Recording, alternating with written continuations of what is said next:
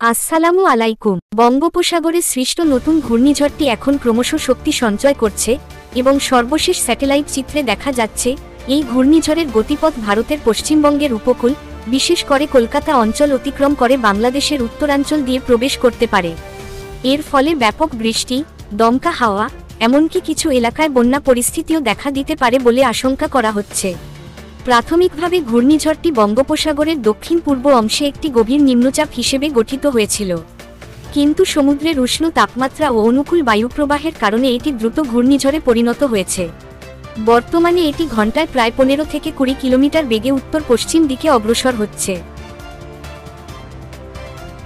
আবহাওয়া দপ্তরের সর্বশেষ পূর্বাভাস অনুযায়ী আগামী 24 থেকে 36 ঘন্টার মধ্যেই এটি ভারতের উপকূলে আছড়ে পড়তে পারে এবং এরপর কলকাতা, হাওড়া, মেদিনীপুর হয়ে বাংলাদেশের উত্তর পশ্চিমাঞ্চল যেমন রাজশাহী, দিনাজপুর, পঞ্চগড়, রংপুর ও লালমনিরহাট অঞ্চলের দিকে অগ্রসর হতে পারে।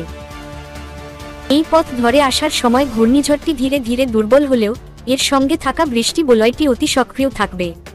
বিশেষ করে পশ্চিমবঙ্গ ও বাংলাদেশের উত্তরাঞ্চলে ভারী থেকে অতি ভারী বৃষ্টিপাত হতে পারে। অনেক এলাকায় 24 ঘন্টায় 100 মিলিমিটারের বেশি বৃষ্টিপাতের আশঙ্কা করা হচ্ছে। এর ফলে নদী ভাঙন, জলাবদ্ধতা ও পাহাড়ি ঢলের মতো পরিস্থিতি তৈরি হতে পারে। এদিকে ঘূর্ণিঝড়ের প্রভাবে সমুদ্র উপকূলে জলোচ্ছ্বাসের আশঙ্কা রয়েছে। কক্সবাজার, পটুয়াখালী, ভোলাসহ দক্ষিণাঞ্চলের কিছু এলাকায় 2 থেকে 3 ফুট উচ্চতার জলোচ্ছ্বাস হতে পারে। তাই স্থানীয় প্রশাসনকে সতর্ক থাকতে বলা হয়েছে। মাছ ধরার নৌকা ও ট্রলারগুলোকে ইতিমধ্যেই নিরাপদ আশ্রয়ে ফিরে যেতে নির্দেশ দেওয়া হয়েছে। কলকাতায় ইতোমধ্যেই ভারী বৃষ্টি শুরু হয়েছে এবং আগামী 24 ঘন্টার পরিস্থিতি আরও খারাপ হতে পারে। শহরের বিভিন্ন এলাকায় জলাবদ্ধতার ঝুঁকি রয়েছে। কলকাতা, হাওড়া ও দক্ষিণ 24 পরগনায় বিদ্যুৎ বিভ্রাট ও গাছ উপড়ে পড়ার সম্ভাবনা উড়িয়ে দেওয়া যাচ্ছে না। বাংলাদেশের দিকে ঘূর্ণিঝড় প্রবেশ করলে প্রথমে রংপুর, দিনাজপুর, নীলফামারী ও পঞ্চগড়ে ভারী বৃষ্টি হবে।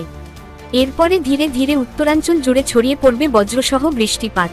রাজধানী ঢাকাতেও তার প্রভাব পড়বে, যেখানে মেঘলা আকাশ ও মাঝারি বৃষ্টিপাতের সম্ভাবনা রয়েছে। বিশেষজ্ঞদের মতে এই ঘূর্ণিঝড়টি মৌসুমি বায়ুর শেষ দিকের সবচেয়ে শক্তিশালী সিস্টেমগুলোর একটি হতে পারে। কারণ অক্টোবরের শেষ দিক থেকে বঙ্গোপসাগরে তৈরি ঘূর্ণিঝড়গুলো সাধারণত উত্তর ও উত্তর পূর্ব দিকে গিয়ে আঘাত হানে এবং সেগুলোর সঙ্গে আসে প্রচুর পরিমাণে আর্দ্রতা, যা দীর্ঘস্থায়ী ভারী বৃষ্টিপাত ঘটায়। তবে এই বৃষ্টি দেশের উত্তরাঞ্চলের কৃষকদের জন্য একদিকে আশীর্বাদও বটে, কারণ আগাম শীতকালীন ফসলের জন্য এটি মাটির আর্দ্রতা বাড়াবে। কিন্তু অন্যদিকে যদি বৃষ্টি অতিরিক্ত দীর্ঘস্থায়ী হয় তাহলে ফসলের ক্ষতি হওয়ার আশঙ্কাও তৈরি হতে পারে। তাই এখনই সবাইকে প্রস্তুত থাকতে বলা হচ্ছে। বিশেষ করে যারা নদীর তীরে বা নিচু এলাকায় বাস করেন তারা যেন প্রয়োজনে নিরাপদ স্থানে চলে যান।